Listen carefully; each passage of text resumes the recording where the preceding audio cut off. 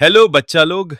आज अपन पढ़ने वाले हैं एक ऐसी डायरी के बारे में जो किसी का दिल पिघला कर रख देगी। आज की कहानी का नाम है from the diary of Anne Frank. तो चलो शुरू करते हैं डायरी पढ़ना। तो ये डायरी लिखी गई थी वर्ल्ड वॉर 2 के टाइम। वो तो तुमने पढ़ा ही होगा हिस्ट्री की क्लास में, उस हिटलर के बारे में। हिटलर नाजी था और अपनी एनी जूश, और नाजी और जूश की बिल्कुल नहीं बनती थी। हिटलर ने इन जूश को बहुत सताया और कंसंट्रेशन कैंप भेजा। उसी में ये एनी को भी भेजा गया। उसके पूरे परिवार में सिर्फ उसके पापा जिंदा बचे, और जब वो एम्स्टर्डम में अपने घर गए तो उन्हें एनी की ये पर्सनल डायरी मिली। उसी की बात हम करेंगे। ये लेसन एक एक्सट्रैक्ट है from the diary of a young girl, जो उसके पापा ने बुक के फॉर्म में छाप दी। सबसे पहले मिलिए एनी फ्रैंक से।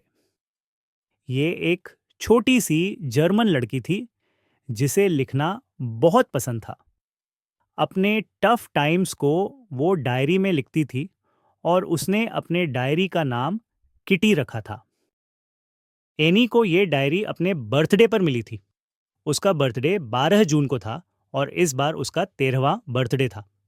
बचपन में लड़कियां गुड्डे गुड़िया मांगती हैं, इसने डायरी मांगी। एनी लिखती है कि उसे लिखना इसीलिए पसंद था क्योंकि उसके पास कोई ट्रू फ्रेंड नहीं था। लोग ज़्यादा है पर कनेक्शन ज़ीरो। जैसे क्लास में 50 स्टूडेंट हो पर लंच ब्रेक में तुम टॉयलेट में अकेले खा रहे हो। वो स्कूल जाती इंटेलिजेंट थी, लेकिन मैथ्स में थोड़ी वीक थी। मैथ्स वाले सर का नाम था मिस्टर कीसिंग। कितने अजीब नाम होते हैं इन अंग्रेजों के। और भाई साहब, जब एनी ज्यादा बोलती थी क्लास में तो उसे पनिश करते थे।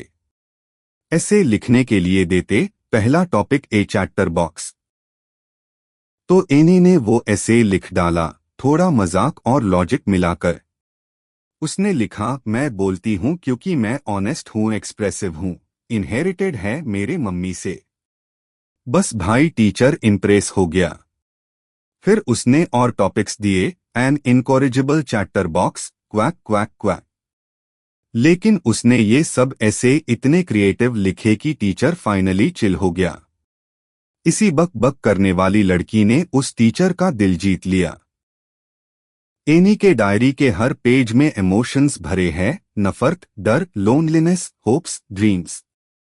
वो डायरी लिख के अपना मन हल्का करती थी, जैसे तुम लोग व्हाट्सएप पर फीलिंग ब्रोकन वाला स्टेटस लगाते हो। इस चैप्टर से हमें ये समझ आया कि लिखना सिर्फ एक हॉबी नहीं बल्कि थेरेपी होती है।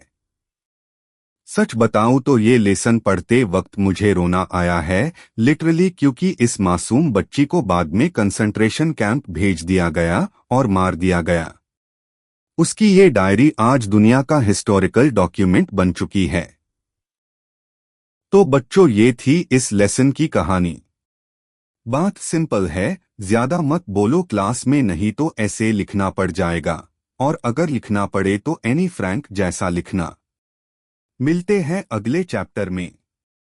जो नए जुड़े हैं वो सब्सक्राइब करो और बेल आइकॉन दबाओ। Bye bye.